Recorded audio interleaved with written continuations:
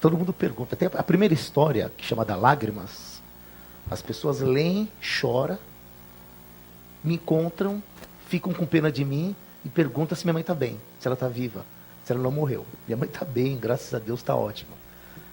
Por quê? Porque a ideia de você escrever também, existe uma coisa chamada verossimilhança, que é fazer com que a verdade ou a realidade em que você está inserida, você consiga passar um quadro, né, para quem lê. Então, ou seja, eu sou muito um escritor do realismo.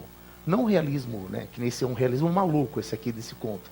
Esse ele destoa totalmente, não tem nada a ver. Esse conto, inclusive, esses símbolos, se puder dar um foco aqui, ó, né, cada símbolo aqui, ele representa um conto, né? Então tem as carinhas, tudo. Esse do meio é o sonho. Repara, é falta de sentido, né? Se parar a pensar, ele está aqui, né? Ele não tem carinho, não tem expressão, não tem nada. Que é o que rege, né? No fundo também, a morte não deixa de ser a explicação de todos os enigmas e os conflitos que nós vivemos sentimentais e por aí vai em nossas vidas. Mas enfim, então, tirando o conto, o sonho, os demais contos eu procuro trabalhar com a ideia da realidade. Não sou eu, não é o Flávio que está naquelas histórias, são personagens autônomas, não necessariamente tenham vivido aquelas experiências, mas certamente o meu olhar como escritor, como ser humano, estava em todas elas, né? Um olhar meio assim, tentando entender o que está por trás daquela pessoa que talvez sentiu aquilo ou não.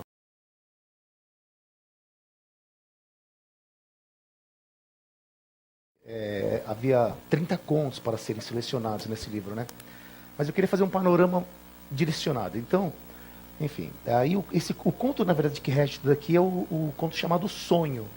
Originalmente tinha um outro nome, que era Werther, que remetia a um texto do Goethe, né? Que ele escreveu, As Lamúrias do Jovem Werther. Eu não me confundo aqui, tá? As Lamúrias do Jovem Werther. Mas aí depois, por uma razão que eu fui pensando, eu coloquei o Sonho, que é a história de um... Eu não gosto muito de narrar os contos, acho que... Porque a minha percepção como escritor é diferente de leitor. E você vai ter uma percepção totalmente diferente quando você lê. Mas, enfim, esse conto Sonho conta a história de um jovem que ele, na verdade, ele é assassinado na periferia de São Paulo, só que ele não percebe que ele tinha desencarnado, e ele vê o corpo no chão, e aí ele fica vendo todo mundo se movimentando, e ele vê a mãe chorando, tudo, mas ele não percebe que ele fazia parte daquela cena.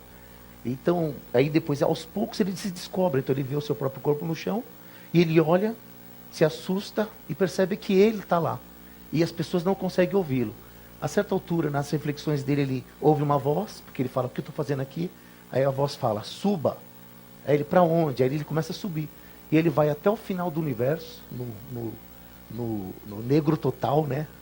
Tem o Machado de Assis, no início de Memórias Póstumas, ele narra o delírio, né, que também tem a ver também, faz um paralelo, ele narra o delírio em que o Brás Cubas ele vai para o início dos tempos, que era o branco total.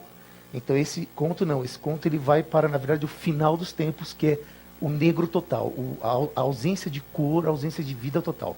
Enfim, então ele sobe no finito do universo, está lá, não aguenta, ele volta, despencando o universo inteiro.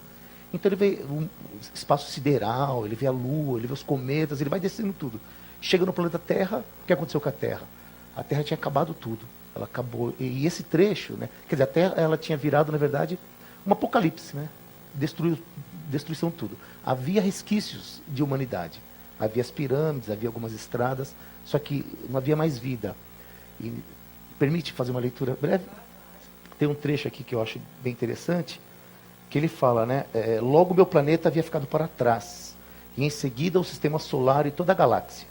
Depois era o universo, que já ia além das minhas vistas. Todo o universo. Fui parar em um lugar de vazio total, silêncio total, ausência total. Apesar de negro, eu via. Temi meu destino. Meu Deus, esteja comigo, sou frágil, Senhor. Rezei fervorosamente, sem nunca saber o que era rezar. Lá na terra, meu corpo, na calçada, aos prantos de parentes, a admiração de conhecidos e desconhecidos. Não posso aguentar, não consigo, quero voltar. E aí depois ele volta. Ele volta, despenca. E no final, a reflexão que ele faz é justamente essa, né? Ele clama, né, a voz, ele fala, né, ele fala assim, Senhor, Senhor, o que aconteceu comigo?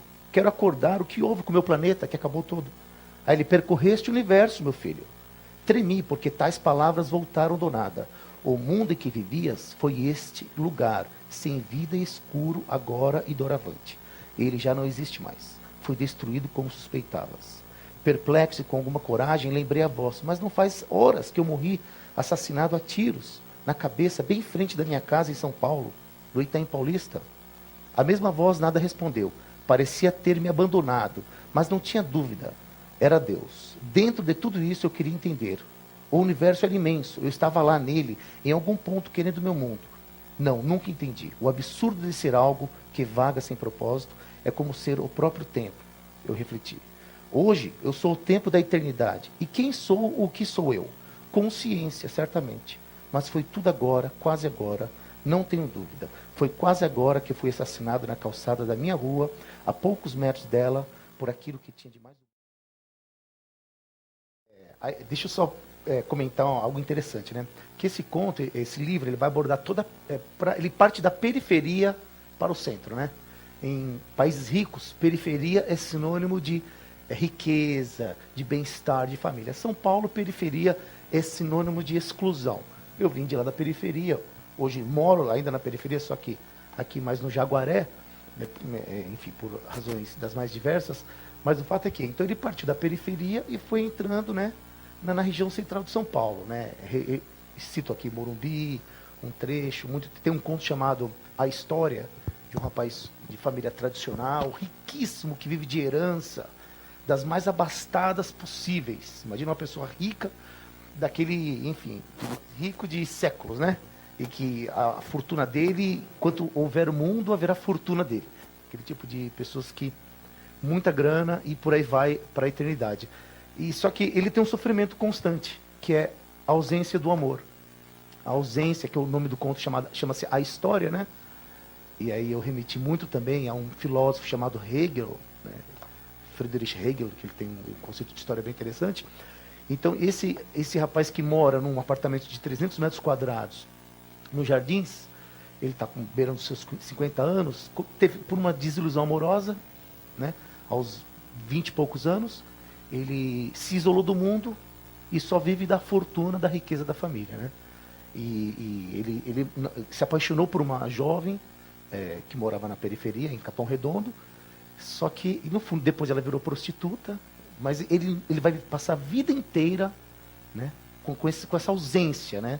Ou seja, o dinheiro você pode comprar absolutamente tudo que for material, pode mandar buscar tudo que for material, mas o dinheiro, muito raramente, você entra na verdade da pessoa e faz aquela verdade ser absoluta, compartilhar verdades, né?